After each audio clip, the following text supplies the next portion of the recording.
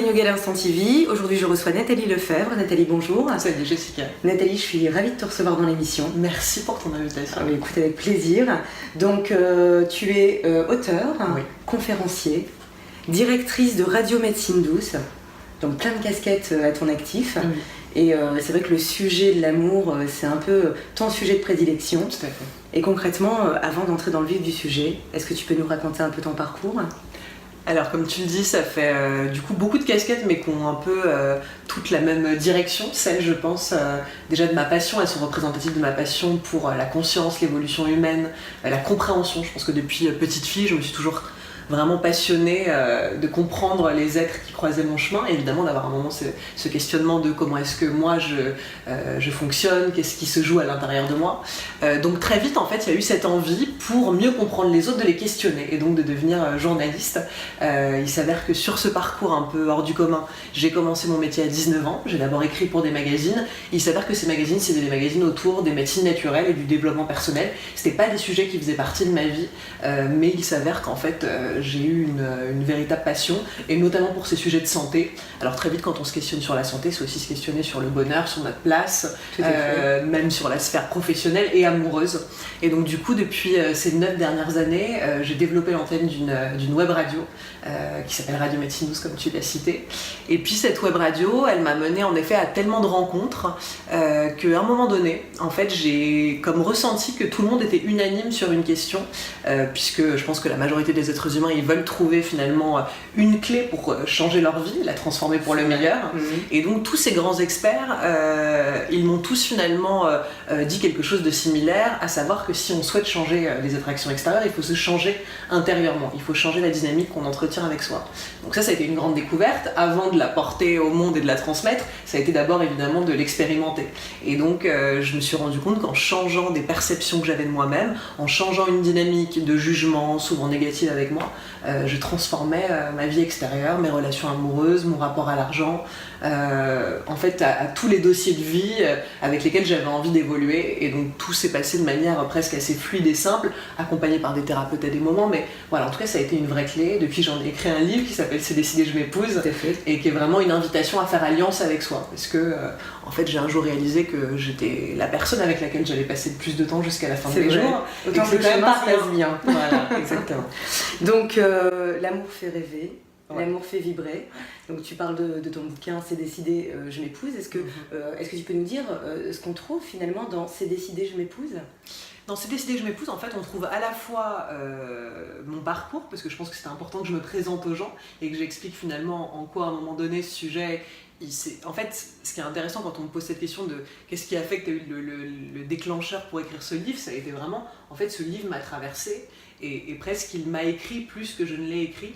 Et donc, il y a un moment donné où ce message, il me semblait tellement nécessaire pour cette humanité, parce que pour moi, il avait été si déterminant que j'avais envie de le porter au monde. Donc, c'était déjà expliquer ça, expliquer mon parcours professionnel comme j'ai pu le faire brièvement, expliquer mon parcours amoureux aussi, qui a été pas mal semé d'embûches, avec des relations amoureuses complexes, qui se basaient sur beaucoup de dépendance. J'avais moi-même une maman qui n'avait pas eu de chance quelque part en amour, hein. Enfin, moi j'imaginais que c'était finalement ne pas avoir de chance, j'ai compris que c'était peut-être le fait qu'elle n'avait sûrement pas justement la marche à suivre. Et donc ce livre ça a été aussi dans un deuxième temps une manière d'expliquer aux gens comment suivre des conseils pratiques, comment mettre en place l'amour de soi, parce que c'est comme une langue étrangère finalement, on ne peut pas parler italien du jour au lendemain, il va falloir expérimenter, s'entraîner, souvent échouer aussi pour pouvoir mieux se relever.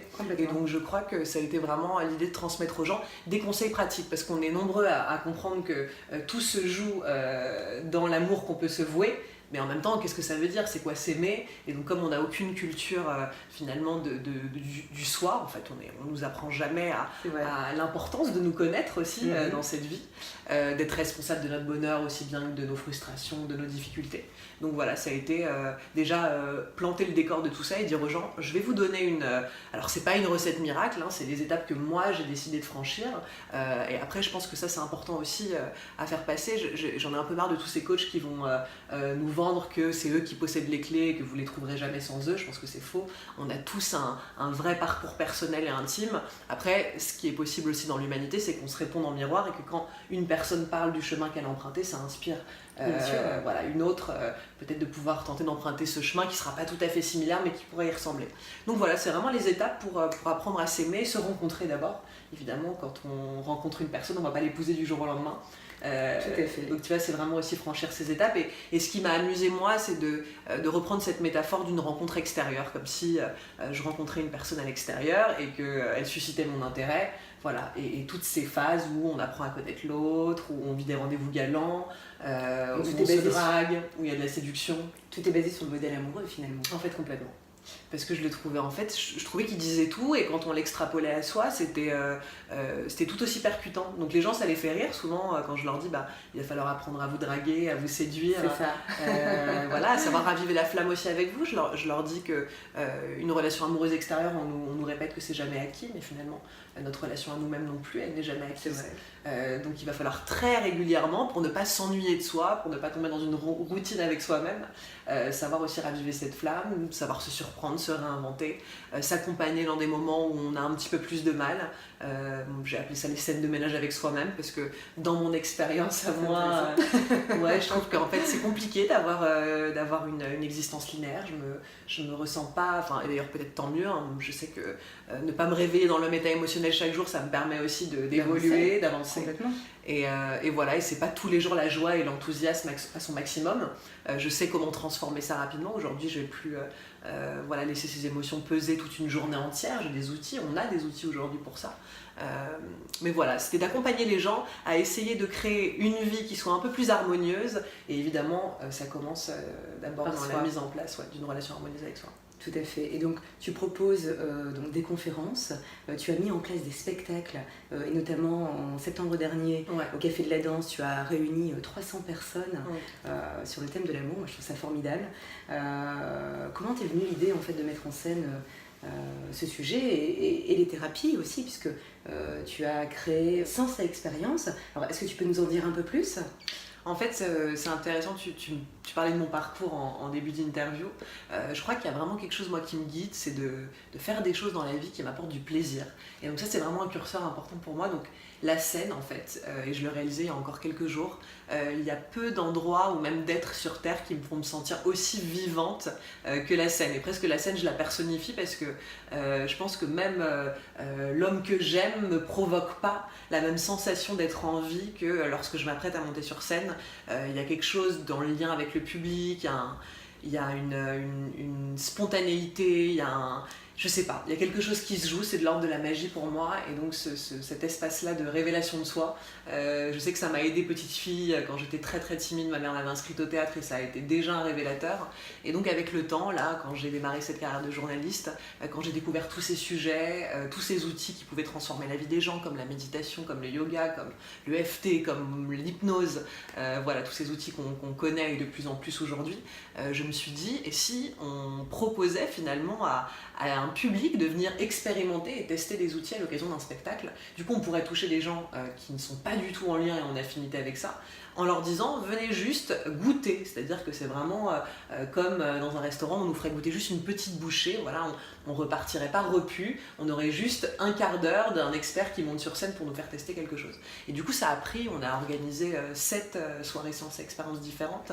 voilà, dont une à Aix-les-Bains. Et moi, ça nourrissait mon envie d'être sur scène, de continuer à mettre en lumière, cette fois-ci pas avec les micros de radio, mais avec l'espace de la scène, voilà, des personnes qui moi, m'avaient touchée, m'avaient bouleversée sur mon parcours. Et puis, assez spontanément, quand le livre est sorti, j'avais envie aussi de lui offrir un espace scénique.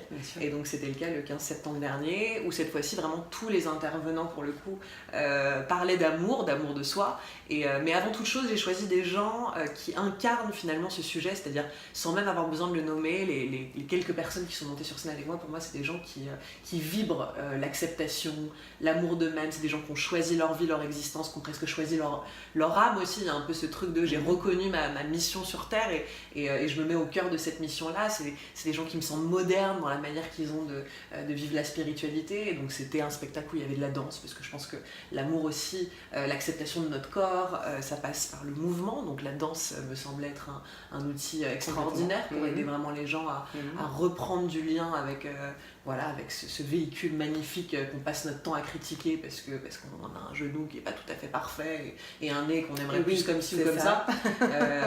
Voilà, il y a eu du chant, il y a eu de l'EFT, il y a eu du rire, il y a eu beaucoup de connexions.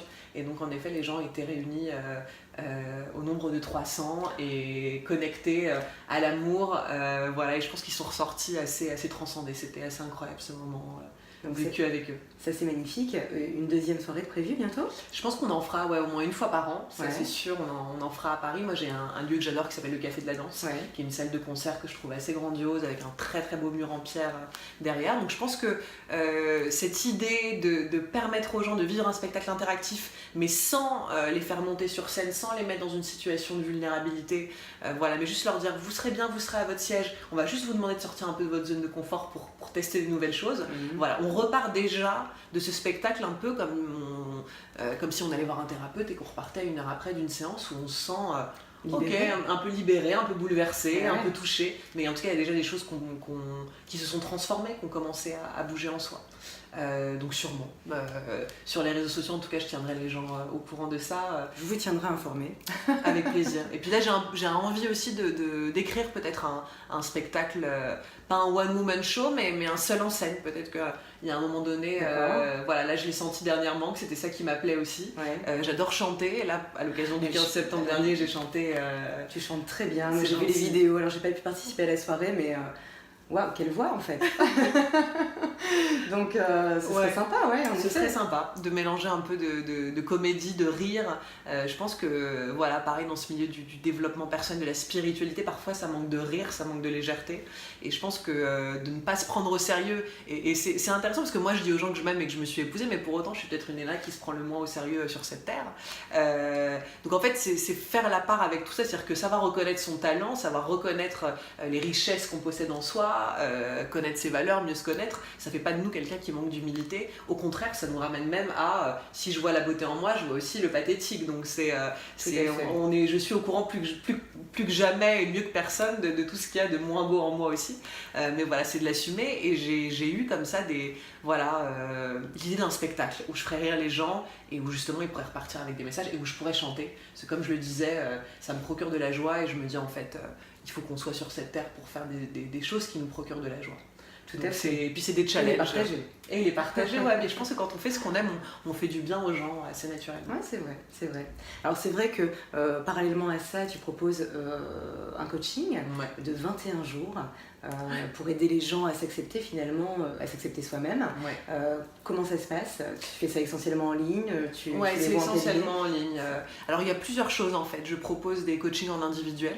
On fait 1h30 de séance. L'idée c'est de ne pas garder les gens toute la vie, évidemment. C'est de les avoir peut-être à des moments un peu cruciaux de leur existence, où j'ai des clientes que je suis un peu régulièrement quand elles vivent des transitions de vie, ou certains que je vois plusieurs fois pendant un temps et qui après volent de leurs propres ailes. En tout cas, moi je comprends de plus en plus que quand on transmet avec nos métiers, l'idée c'est plutôt de donner aux gens, de leur rendre leur pouvoir, c'est-à-dire leur offrir en miroir la capacité à se connecter à leur propre pouvoir, plutôt que de nous d'arriver avec notre pouvoir et de dire choisis-moi parce que sans moi tu seras perdu.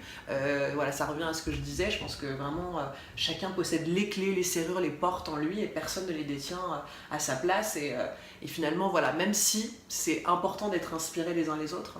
Donc il y a du coaching en individuel pour ceux qui le souhaitent, et puis il y a ce programme un peu phare 21 jours pour s'épouser, où ça se fait en ligne sur un groupe privé, et donc pendant 21 jours je poste une vidéo qui est enregistrée le jour même, et ça c'est un petit peu en fonction de ton humeur du moment.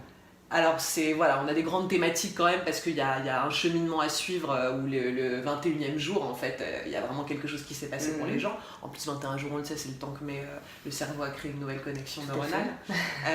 C'est les accompagner dans l'instant, dans le sens où il y a beaucoup de gens qui préenregistrent leurs formations et qui les vendent et moi j'ai rien contre ça et je pense qu'il y a des choses super qui se font sur internet aujourd'hui. Mais dans mon cas à moi, je me sentais plus juste d'être vraiment connectée chaque jour à qu'est-ce qui s'est dit hier, comment ça a réagi par rapport à la vidéo, comment je sens que ça vibre, et en effet être aussi attentive à qu'est-ce qui se joue pour moi aujourd'hui, parce que si on est réunis, à chaque fois on est un groupe d'une trentaine de personnes, si on est tous réunis ensemble à l'occasion de ces 21 jours, c'est une excuse finalement, parce qu'il y a quelque chose qui se passe qui sera forcément une résonance. Donc moi j'aime bien laisser la vie prendre part, je trouve que bien sûr. Mon mental il peut avoir plein d'idées, mon cœur il peut m'amener à plein d'endroits merveilleux et différents, mais c'est bien de laisser aussi à la vie un espace, donc laisser un peu de vide pour que la vie puisse contribuer, et le fait de l'enregistrer en live tous les jours. Laisser sa magie opérer finalement. Exactement. Donc on découvre la femme que tu es, avec l'amour que tu dégages, parce que je peux vous dire que la présence de Nathalie, c'est quelqu'un d'extrêmement incarné et tu dégages quelque chose de très puissant. Donc, et concrètement, le bien-être, c'est quoi pour toi ? Écoute, c'est intéressant. Moi, j'aurais tendance à parler d'alignement. C'est un peu comme quand on me demande c'est quoi le bonheur pour toi. Ouais. Moi, je dirais que c'est de sentir que je suis alignée. C'est-à-dire pas toujours cohérente parce que je me sens hyper contradictoire et qu'il y a plein de parties de moi qui sont dans des paradoxes absolus. Mais par contre, il y a une forme d'alignement que je sens à chaque instant dans mon existence, c'est que je suis en accord avec la femme que je suis. Donc je dirais que quelque part, être dans son bien-être, ce serait pour moi d'être dans son alignement et de sentir que ok, tous les jours on se réveille et ça a du sens et on sait pourquoi on est là. Bien sûr, bien sûr. J'espère que cette définition vous plaira et qu'elle vous inspirera. Nathalie, merci beaucoup. Merci, Jessie. Merci d'avoir participé à l'émission. Moi, je propose qu'on les embrasse et qu'on leur fait un hug très chaleureux. Et à bientôt. Merci. Au revoir.